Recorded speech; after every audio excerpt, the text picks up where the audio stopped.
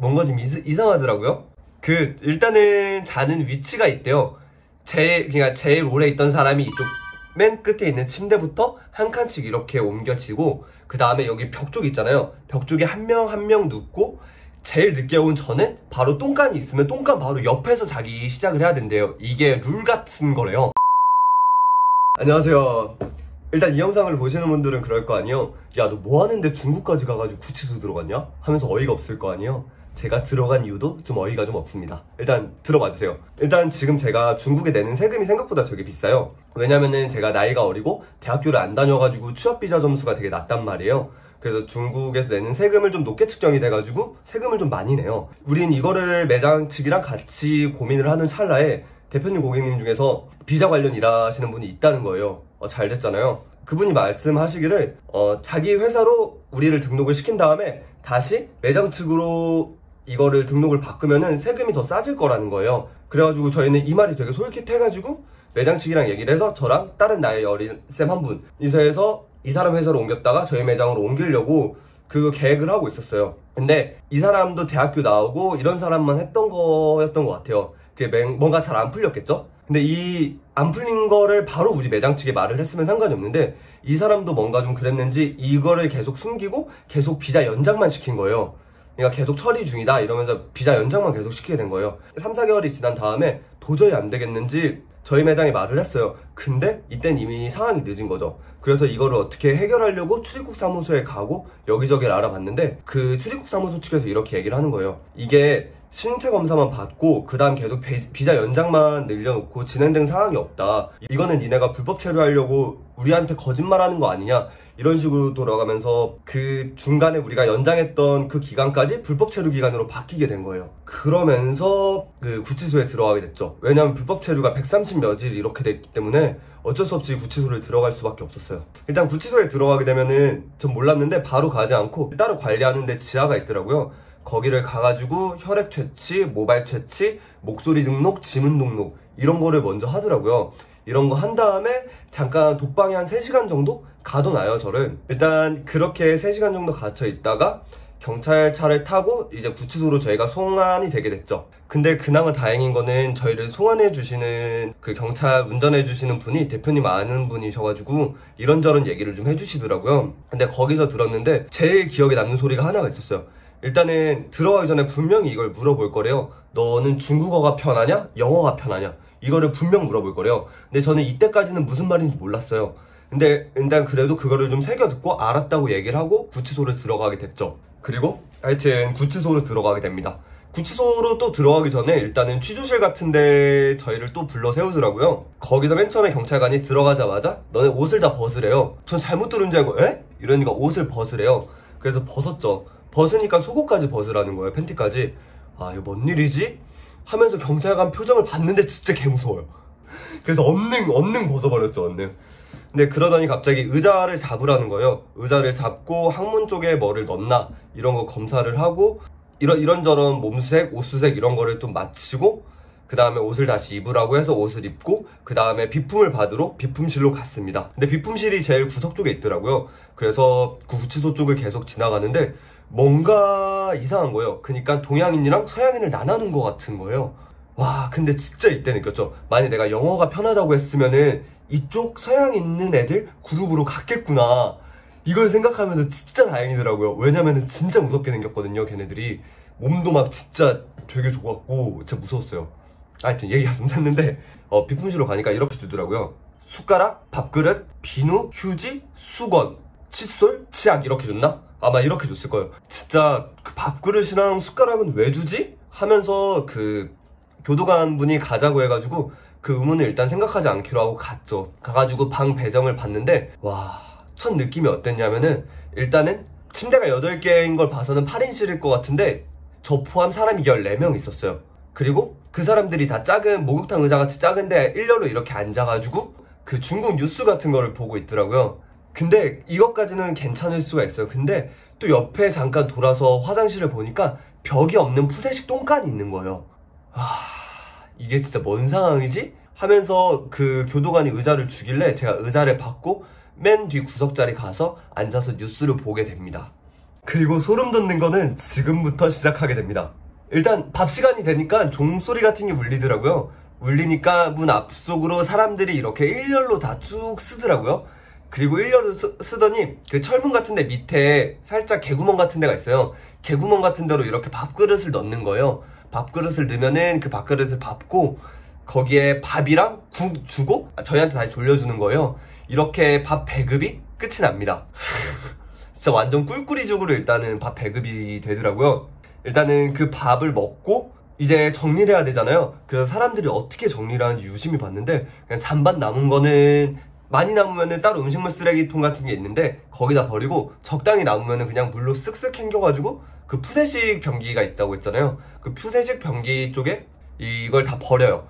이걸 다 버린 다음에 그 다음에 물로만 대충 쓱쓱 닦는 게 끝이더라고요. 세제 이런 것도 없고. 와 진짜 위생하며 와 진짜 앞으로 6일을 어떻게 버텨야 되나 하며 진짜 막막한 교도소 생활을 시작을 하게 됩니다 제가.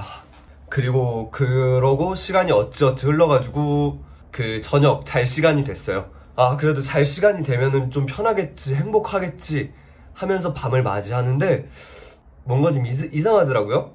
그 일단은 자는 위치가 있대요. 그러니까 제일 오래 있던 사람이 이쪽 맨 끝에 있는 침대부터 한 칸씩 이렇게 옮겨지고 그 다음에 여기 벽 쪽 있잖아요. 벽 쪽에 한 명 한 명 눕고 제일 늦게 온 저는 바로 똥간이 있으면 똥간 바로 옆에서 자기 시작을 해야 된대요. 이게 룰 같은 거래요. 일단은 룰이라니까 아 알았다 하면서 잤죠. 근데 더 최악인 거는 여기는 24시간 불을 안 꺼준대요. 그리고 불침번이 있다네요. 근데 얘네가 또 정은 있는지 들어온 첫날에 불침번은 안 시키고 다음날부터 불침번을 써야 된다는 거예요. 와 끔찍하더라고요. 하여튼 그런 얘기를 듣고 아 그래도 오늘 불침번을 안 시킨다 감사하다 하면서 잠을 자게 됩니다. 아무래도 근데 불이 켜진 상태로 자게 되니까 계속 설잠을 자게 되잖아요.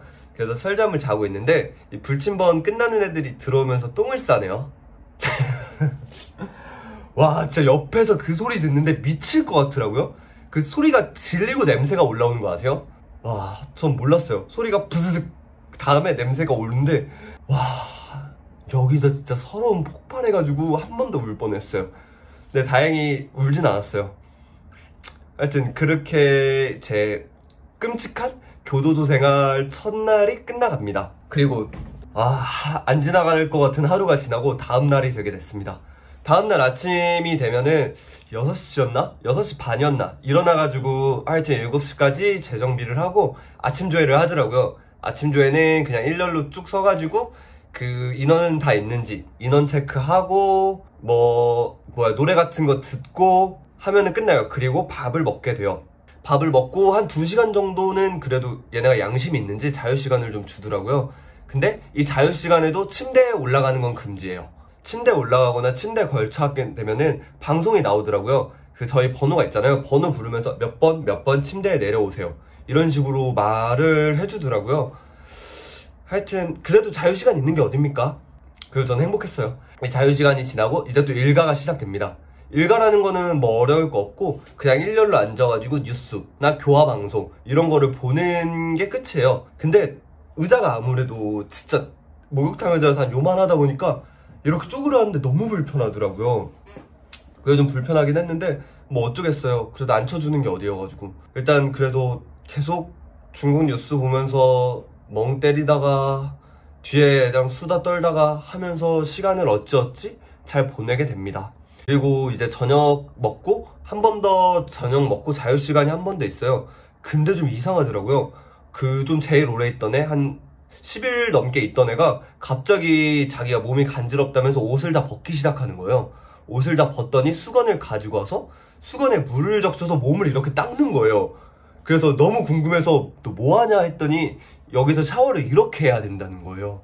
와 나는 그냥 5박 6일이니까 이걸 참아보자 하면서 참기 시작을 했어요. 저는 하여튼 이런 저런 일을 겪다 보니까 어느샌가 밤이 돼가지고 제가 불침번 쓸 차례가 왔습니다. 근데 이게 군대를 갔다 온 사람들은 공감을 할 텐데요. 시계 없는 불침번이 얼마나 지옥인지 아실 거예요. 근데 여기 불침번은 또 2시간이라는 거예요. 최고죠? 그래서 그 2시간 동안 진짜 멍 때리면서 이런저런 생각을 다 하는데 와 진짜 눈물 나오더라고요. 내가 왜 여기를 들어왔는지 하며 그 사람이 좀 더 이거를 일찍 말해줬으면은 벌금형이나 어떻게 다르게 대처가 됐을 거를 생각을 하니까 너무 억울한 거예요. 너무 억울하면서 그 사람 원망 이런 게 쌓여가면서 눈물이 나더라고요. 그래서 저는 쿨하게 울었습니다. 그때는 안 울면은 이 분노하는 이 감정을 어떻게 표출을 할 방법이 없는 거예요. 그래가지고 진짜 그 불침번 하면서 이러저런 생각을 하면서 엄청 울었습니다. 대충 그렇게 울고 뉴스 보고 꿀꿀이죽 먹고 하면서 6일이 어찌어찌 지나갔어요. 그리고 6일이 지나고 사람들이 9시 정도에 나간다는 걸 제가 계속 보면서 알고 있었잖아요. 그래서 6시부터 이불 개고 행복해하면서 시간을 지내고 있었죠. 여기 같은 경우에는 방을 돌면서 그 수감 번호를 불러주면서 한 명 한 명 내보내는데 저랑 같이 나갔어야 되는 애들은 다 나가는데 이상하게 저는 못 나가고 계속 있는 거예요. 여기서부터 진짜 불안해지기 시작했죠. 뭔 일이니 하면서 그래가지고 교도관 막 붙잡고 막 물어봤는데 외국인은 절차가 좀 틀리다는 거예요. 그래가지고 이 사람들이 모든 수속 절차가 끝나고 그 다음에 제가 나갈 수가 있다는 거예요. 와 근데 이게 고작 2시간이었는데요 제가 살면서 이 2시간이 제일 길었던 2시간인 것 같아요. 하여튼 이렇게 2시간 정도가 끝나고 사람들이 마중을 나와가지고 사람들 차를 타고 집으로 돌아가게 됐습니다. 그 집에서 딱 샤워를 하는데 이런 생각이 들더라고요. 어떤 경우가 있든 어떤 일이 있든 나는 이런 데를 절대 안 가야겠구나. 이런 데 가는 생활이 진짜 너무 힘들고 너무 슬프구나 하면서 샤워하면서 진짜 착하게 살기를 한 번 더 마음을 다짐을 합니다.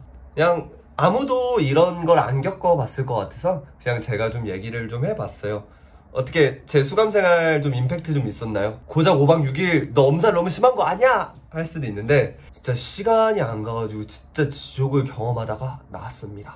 하여튼 만약에 이게 좀 재밌었다고 하면 제가 또 중국에서 겪은 어이없는 일 썰 몇 개를 다음에 또 풀어볼게요. 재밌게 들었으면 좋겠네요. 저 들어가 볼게요.